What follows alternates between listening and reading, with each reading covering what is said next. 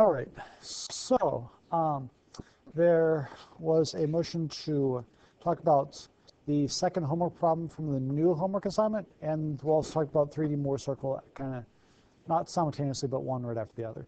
So if you guys have the second problem on homework 10, this would be the beam bending one. It looks something like this. You got, that's more solid there. That looks more like a circle. Cool. And that looks more like a circle, I promise. And that's affixed to a wall. All right. So you got some sort of like T-bar handle. Could be used for just about anything from valving to if you have some other kind of strange system going on. And you have a force on one end of this thing. It's like 180 newtons or whatever. Let's call it some load P. And we got some dimensions here too.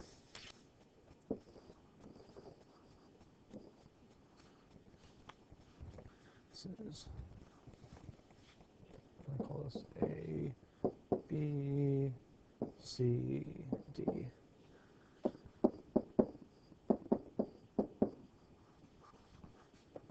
Meters, and then everything over here.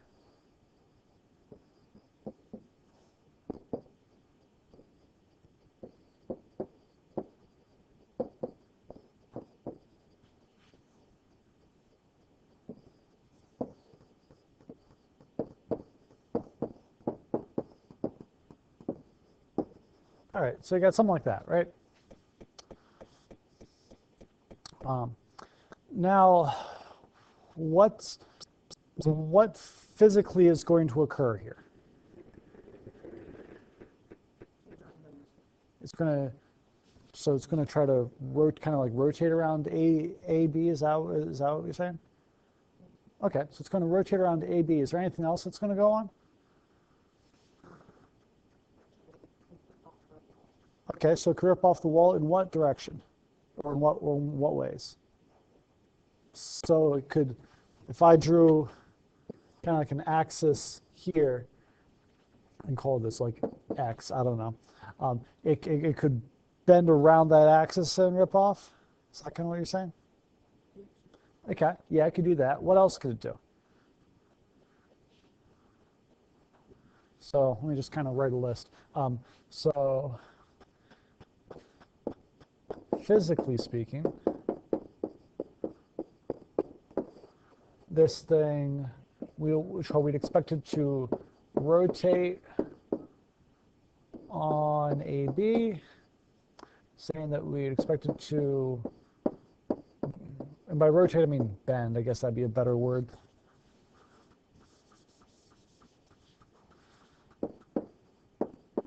Bend on AB,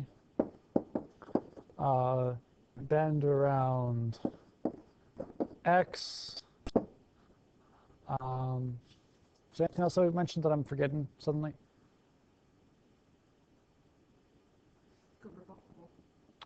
Right, and we said, so that'd be like bending around X, right? Like going like that.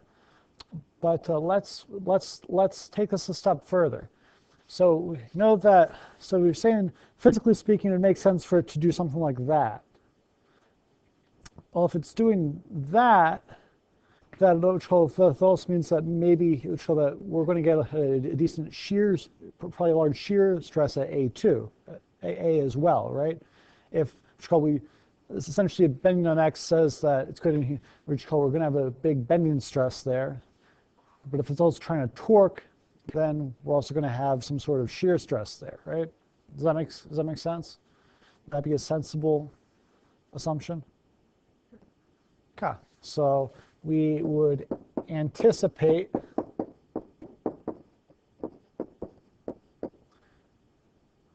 some shear stress at A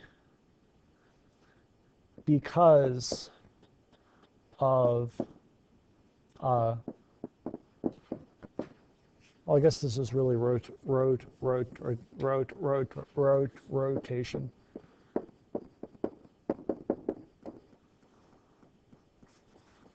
Because that's how you phrased it.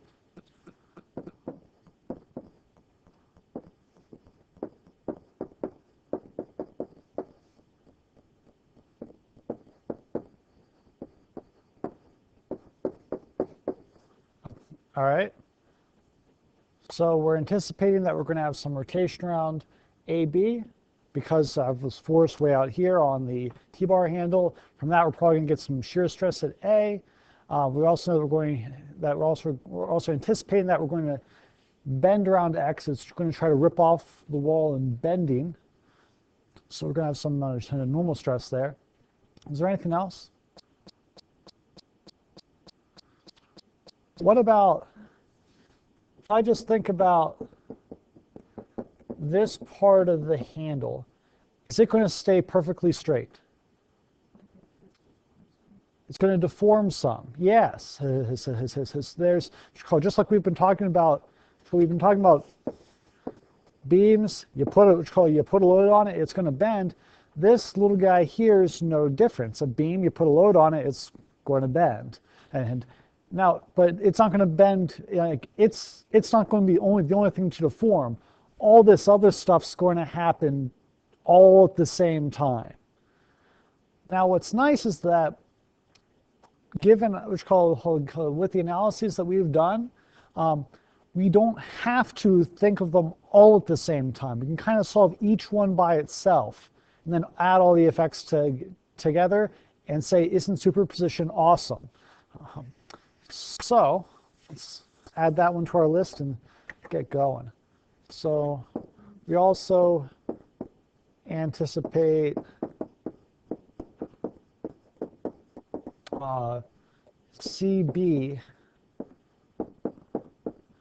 will bend, and BD will mirror that.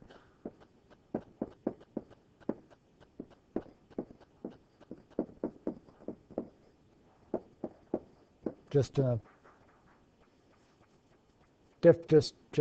little bit different way, because it doesn't have a load applied to it.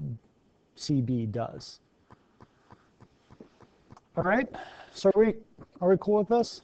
Does this list sound good? Does it make sense? Do all these physical effects make sense why they would occur? Because nothing here is rigid anymore.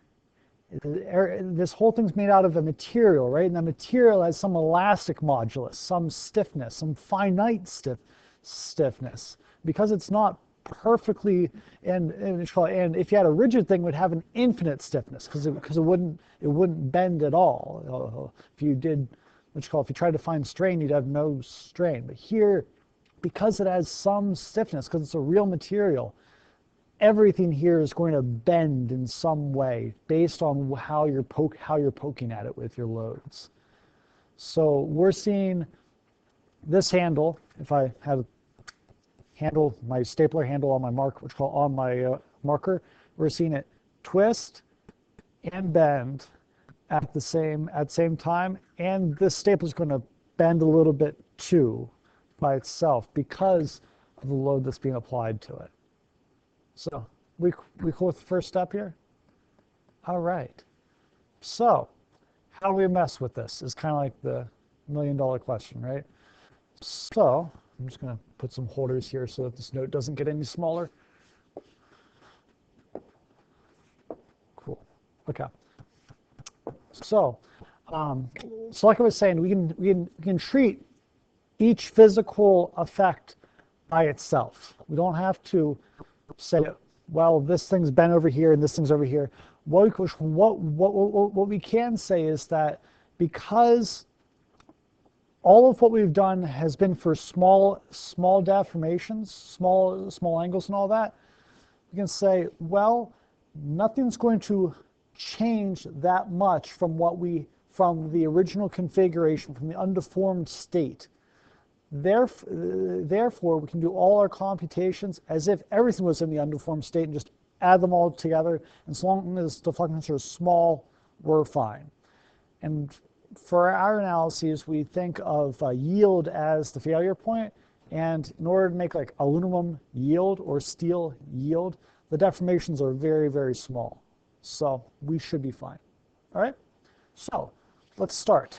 Do you guys have this list written down? Oh, cool. I'm going to erase it then.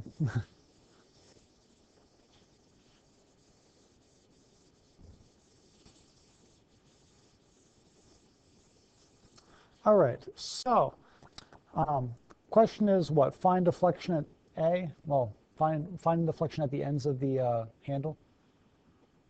Yeah. Find deflection at the end at the end of the handle. So we need to find delta y at C, delta y at D. That's what we're kind of pursuing. All right. So first things first. Let's see if we can see how far the head of this handle is going to go down because there's a force on it. All right. So this whole thing is going to bend down, right? So we said there's going to be some bending around x. So that means that like this thing here is going to travel down. Yeah. So like that's going to go down from bending. Then we're going to rotate like that, right? And then this is going to come down because of this thing bending. Okay? So those are the three things that we need to compute. I'm proposing that we start with this guy. All right. So do you guys have this free body diagram written down? Cool. So I'm just going to draw a tiny one in the corner. Okay. A, C, B, D. Yeah. D. It corresponds to that end. Yep. Yep. Okay. All right. So if I'm looking at how far the head goes down, see how far CD travels downwards, just from what's called being cantilevered off the wall at A. I really don't care about CB and BD unless they're unless they're exerting a downward force, right? And even if they are, say that I drew a free body diagram for here. This is A, B. I can remove CD as long as I replace it with an appropriate force and moment, right? Would you guys agree with that? I can ignore CD in this free body diagram. I think of it as like I made a cut at B, as long as I replace it with an appropriate force and moment. Like I would have 180 newtons over here, but I'm saying, nope, I'm going to ignore that entire bar. As long as I put the appropriate force and moment here, that's okay. Is that a true statement? Yeah. Excellent question. So let's draw another free body diagram. So you just have to sum the moments of force to define. Right. Right. This is same as in, like if I had, say like in statics, I have a block, I have a force here of like 5 pounds, and it's like an inch to the centroid. I could redraw that as a force of 5 pounds acting at the centroid, as long as I add a moment that's 5 inch-pounds, right? Like the stuff in blue is equivalent to the thing in black, right? That's the same logic that's going on here. You could. What do you mean by the same throughout? In ours, well, I guess the blue and black is the same because it's one. Yes. So it's not. Oh, The current force is the same throughout.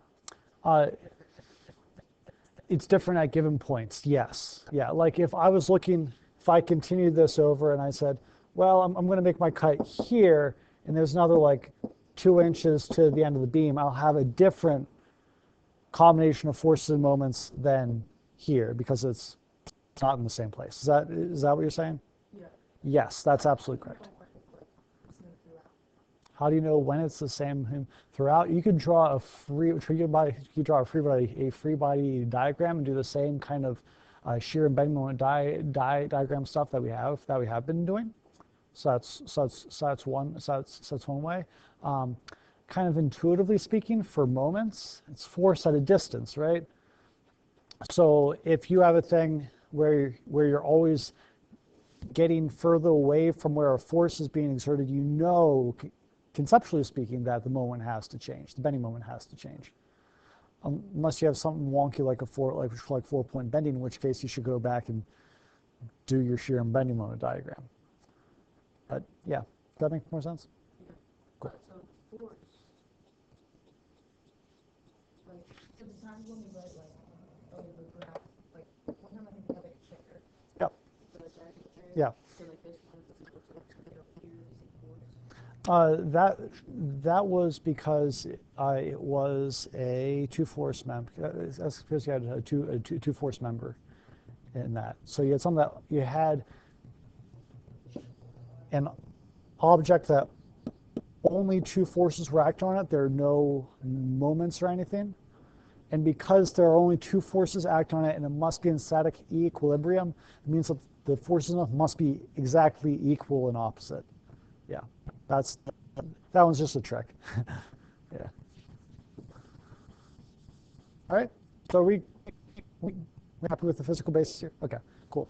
So just kind of intuitively speaking, what would be the vertical force acting on that section at B? What should it be?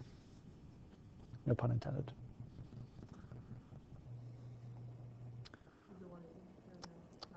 Why? Why do you pick 180? Well, I think I got myself more confused. Well, the force is 180, but it's not the same throughout, so it's probably some fraction. Well, the bending moment's different. The force, though, if there aren't any other forces, I mean, it must be the same. Sorry, I didn't fully answer your question on that. So, like, if I have, say, a cantilever beam, there's a force acting on one end. If I look at any section here, I'm changing where I am relative to the force being applied to the beam, right? So intuitively speaking, if a moment is a force times a distance, and I'm changing that distance, bending moment must change, right? Yeah.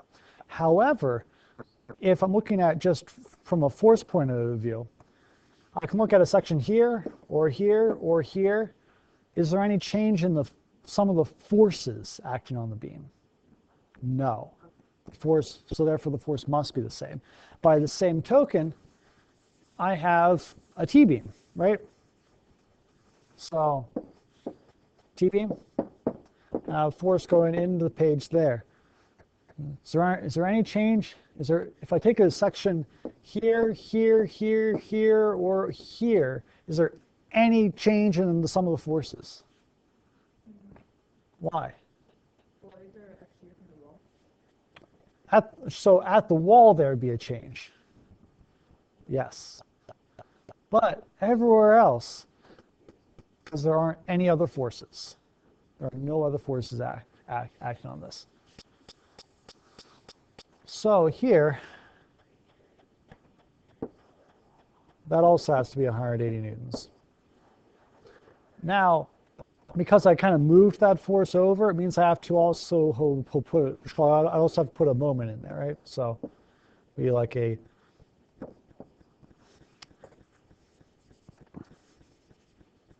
call this P because I'm going to.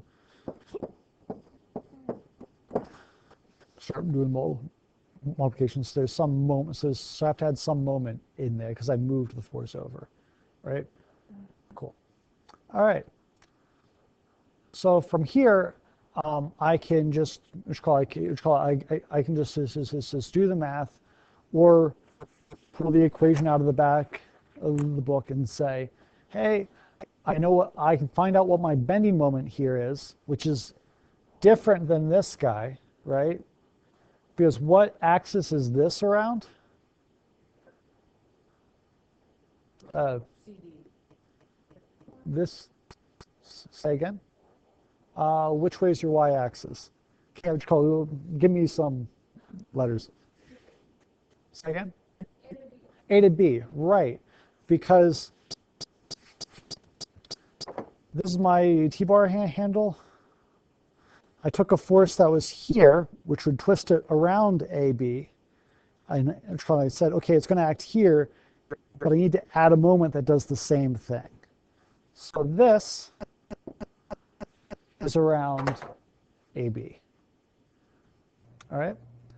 The bending moment that's going to cause AB to flex around the axis that we talked about before, it's going to cause it to bend like that, is going to come entirely from that load, from that vertical load. So from there, you can make up your summation moments, find what the internal bending moment is. Should be if I do my statics on this, it looks like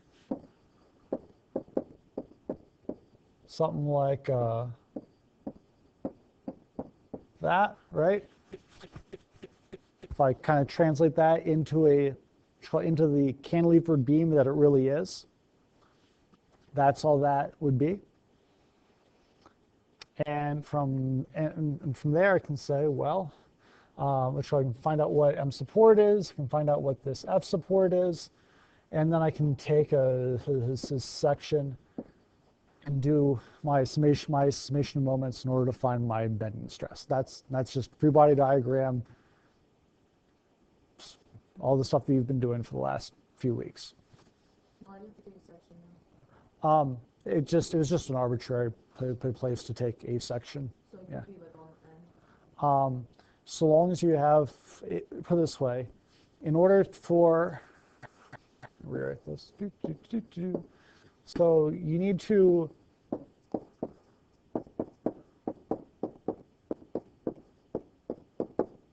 solve that thing, right? So you need to get an expression for that in terms of x. Game on.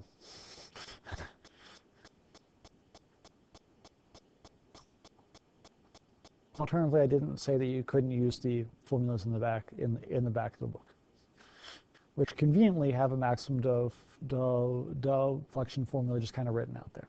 But as you will. You could be cool and do more math, because math is fun. I probably shouldn't say that after it's called DiffEQ class. Okay, so there's that. So that's, I'm not going to go through the rest of that, because I want to get to the other two parts of this problem. But that's, that's what you've been doing. You can solve it back, show that it can be treated as a cantilever beam, and that's it. And that's part one. So you get some deflection from that. We'll call it like y cantilever of AB. That's how far this guy dips down because there's a force acting on it. Cool beans? Sweet. All right, so that's part the first.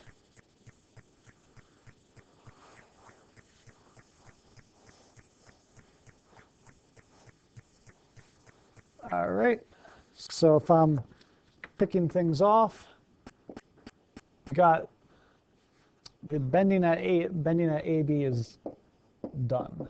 Check. All right. So I also know that if I kind of look down the end,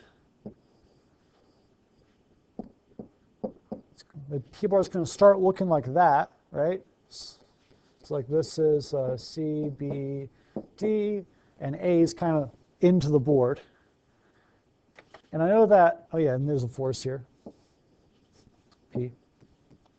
And I know that this thing's going to rotate because P's exerting a torque on AB.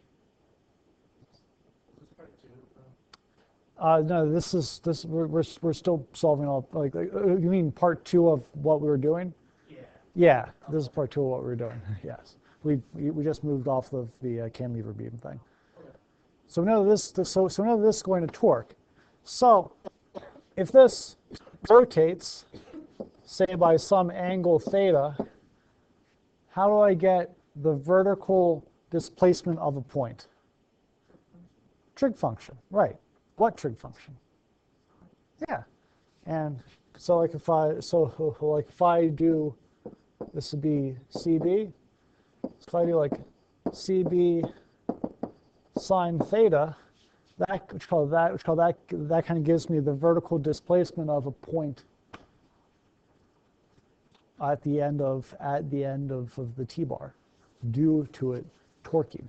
How do I get the angle that it displaced?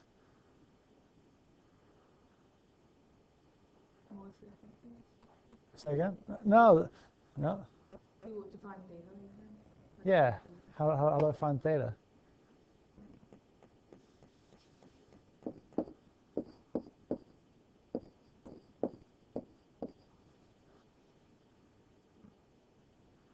Well, this thing's going to torque because this thing's going to twist because of what? P. Because P creates a torque, right, around AB. Yes? Remember our last free body diagram? We had, this was at B. We said, it's obviously going to be a force there, and there's also going to be some torque. That's like PCB. And then this is attached to a wall. So there's a torque that's acting around AB. And if you go back and say angular twist, I remember that, it's like theta equals TL over GJ or something like that. That's how far this rod will twist, right? And because the T is attached to the end of the rod, I mean it's going to twist with the rod, right? So that's part 2. Yep, because it's a force at a distance.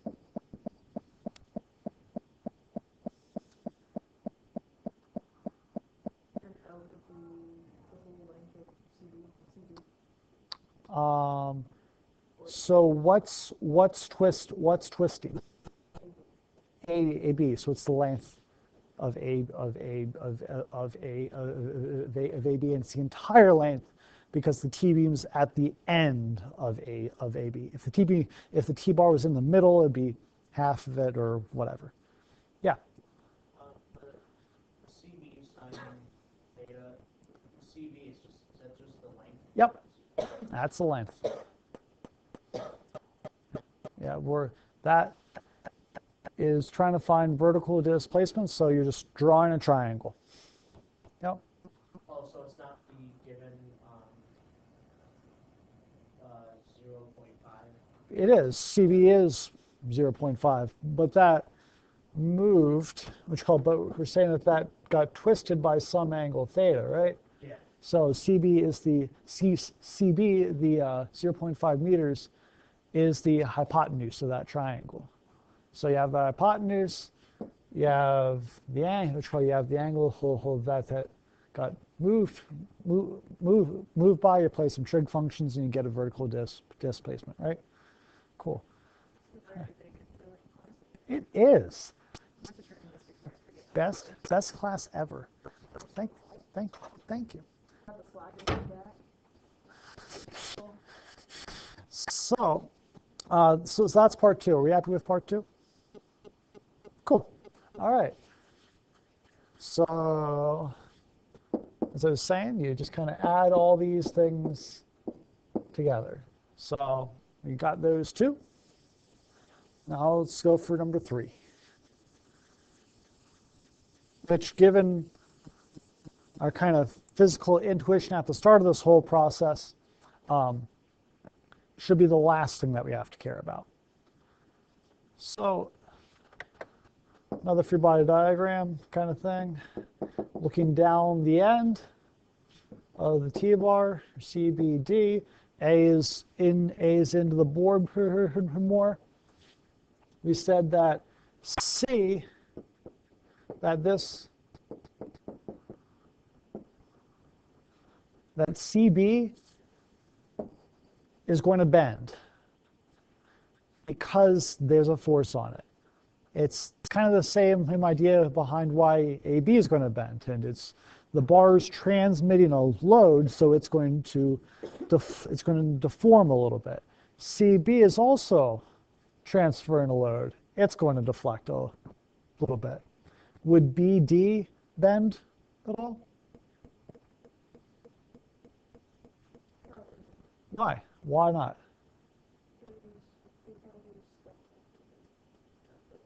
Why would the bending stop at B? Why? What? No. You're absolutely right. The bending will stop at B. The question is why? Yes, and then that's where the load could get absorbed. Like, there's no. Oh, that's weird.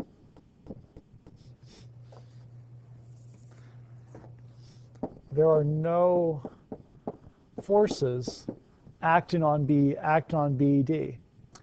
And if there's no force, there's probably no stress, right? It's not transmitting anything. And CB transmits a force.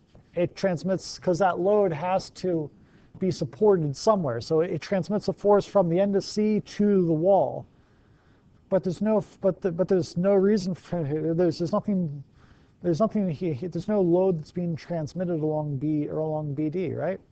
So if there's no load, there's no stress, no deformation. BD's not going to deform in the same way as CB. So if we were looking for the deformation, or rather the vertical travel of point D, we wouldn't have to care about this last part. We'd already have our answer, because we know that B is going to go down and hum by this much, and D is going to get kicked up by that much, right? So I guess that's really for both of them. We only have to care about this to find the vertical displacement of point C, right? Cool beans? So you put a D there because of why? Here, Yeah. because it's the same for both of them. So like C goes up as much as B goes down? Or C goes down? Because it's just turning around a circle, right? Yeah. So We account for the difference because of this bending thing in this third part. why would it not be like 2 times Y TRC? Why would it be 2 times that? Let me put it this way. If I need a meter stick. If I have a bar and I rotate it, does this end go up the same as this end goes down? Right. Yeah, and so we just found how much one end goes up. So that'd be the same amount that the other end goes down, or vice versa. So Right. it cancels to be 0 Cancels to be 0. because of change. Like probably -19. Don't get fooled by nomenclature here. If I drew this out, so that's the bar, it rotates to there, right? through some angle theta, I'm saying that, say this is CBD, we said CB sine theta equals that. So that dimension there, which is the same as that dimension there, because they're both rotating through the same angle, and they're both this, and CB and BD are both the exact same length. Okay, cool. Don't overthink it.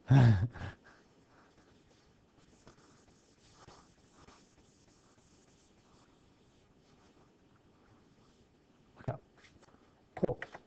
So this last thing, right? Get rid of this guy. I'm just gonna redraw this. Okay, we have that T-beam. We have bending caused by that. We're trying to find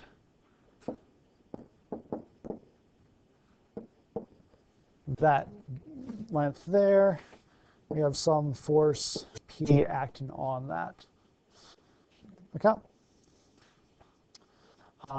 So here, similar to how when we looked at bending in AB, we kind of just cut off all the stuff that we didn't have to care about and replaced it with forces and moments. We can do the same thing here. If I cut the bar right there, take a little section of it, what's the vertical force acting there?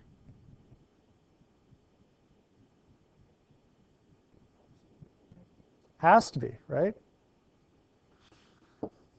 Because if I do some of the forces, there ain't nothing else. So this just became another cantilever beam, right? This is my support force. There would have to be some sort of support moment here, right? Essentially, if you remember our free body diagram from before, that was from A to B. We said that we're going to have some moment like that, and we're going to have some force like that. This is the other end of that. Like this point and this point are seeing the same thing. This is the joint at B. So it's called this torque would be going in the same direction here, and this load would be going the same, and it'd be the same thing, but it's opposite because this is run the other side of it, and Newton's third law is equal and opposite. Okay? We cool with that? Sweet. So that means that, hey, all I have to do here is the exact same thing that I just did in order to get deflection of the deflection of B. Shall I do my shear and bending moment diagrams to get my function of bending moment? I say, hey, I got my equation for beam bending. Substitute for M, integrate twice, apply some boundary conditions, get a displacement at the end of the beam, or look in the back of the book and write down the equation. Okay, we cool with this? Sweet. And then to put it all together, after I get that number, I just take that and add it up with all of the other numbers that I got, and I get my total deflection at C. Again, if I was doing this to D, I just ignore this last one and change the sign appropriately to show, because like with what's called the torsion, C went down and D went up. So I just have to account for that. All right? Well, if this one's going down and this one's going up, what would I do with them? Right. You got it. One be positive, one be negative. And so long as you know what direction they're going in and you say it and you show it, that's good communication. All right? Are we happy with this? So we're going to breeze into Mohr's circle. Okay.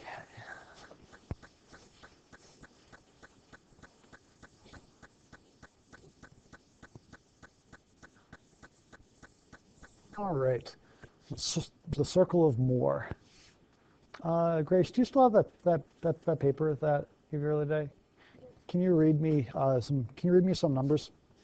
Thanks.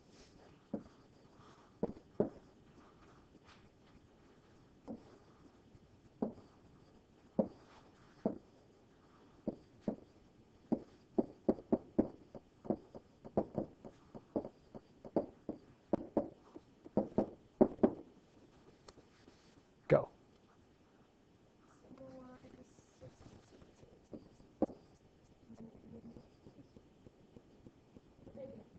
Okay, meganewtons per meter squared, so megapascals.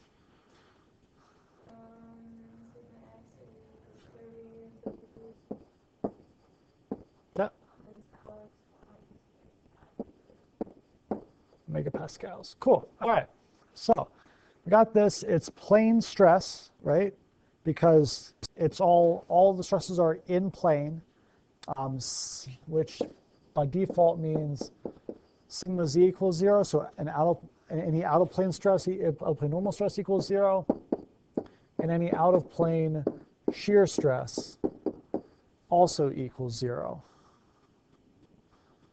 These xz, yz, xy just tell you what direction the shear stress is going in, right? So the idea is to make a 3D Mohr circle, which is essentially the same idea as the 2D Mohr circle. If 2D Mohr circle is if I take a section and I start rotating it, 3D Mohr circle is now of a cube with stresses on all three faces, and I'm rotating that sucker around. So it just generalizes what we've already been doing. So we start out, got our plot of sigma versus tau xy. Start out with, well, what we have. We have sigma y, sigma x, and tau xy. So what we can do is we have equations for one circle, right? So how do we define that first circle? Yes. Yes. Your in-plane shear stress. Because so that would make sense for an isotropic material where all the properties are the same in every direction. As soon as you get away from that, the direction of the shear stress really matters. So that's why it's always referred to as something with location and direction. So on the x face going in the y direction. Here, I mean, you could also say this is equal to tau yx. It's like that would be tau yx. And for an isotropic material, they're the same thing. Oh, pretty much any metal, almost any plastic. Yeah, it's 99% of the materials that you meet. Composites are not isotropic. They can be quasi-isotropic, but there where this rule starts to get violated. But like metals are isotropic, plastics are pretty much isotropic. Like everything in this room, because the wood's not real, everything in this room, I think I'm pretty safe with saying, is an isotropic material with the exception of the wooden rulers, because wood's not isotropic. But yeah, sound good? Okay. So if I was drawing a Mohr circle, if I was drawing one Mohr circle, how would I do it, given sigma x, sigma y, and the shear stress?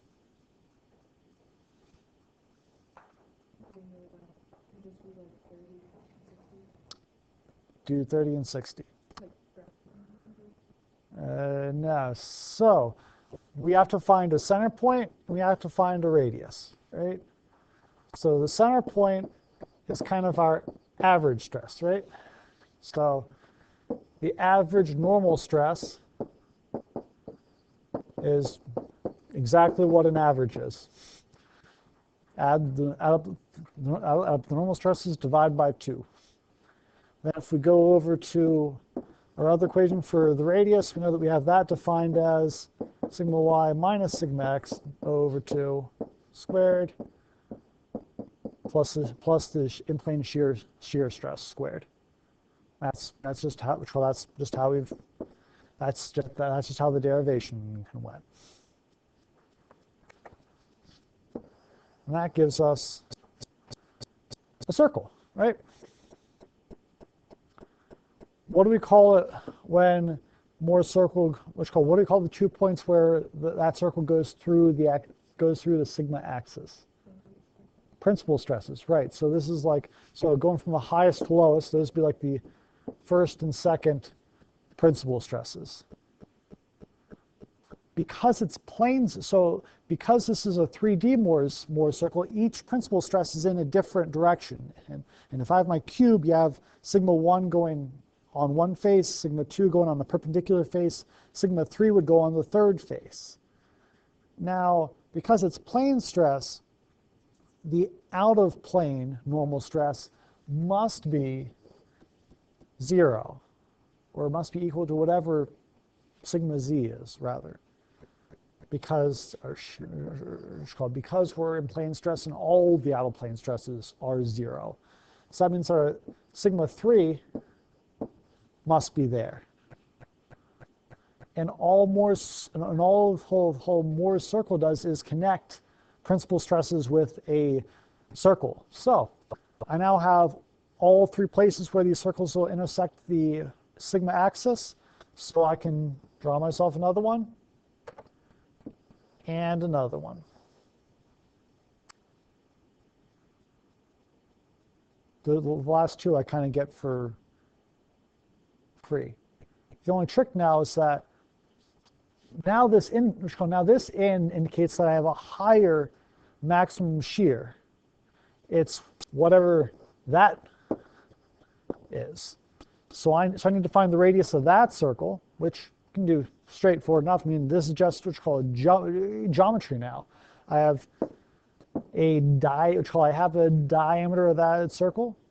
I just cut it in half. I have a radius, and that radius means that I now have my maximum shears, my overall maximum shear stress. Any questions? All right. Well, that's all I got then.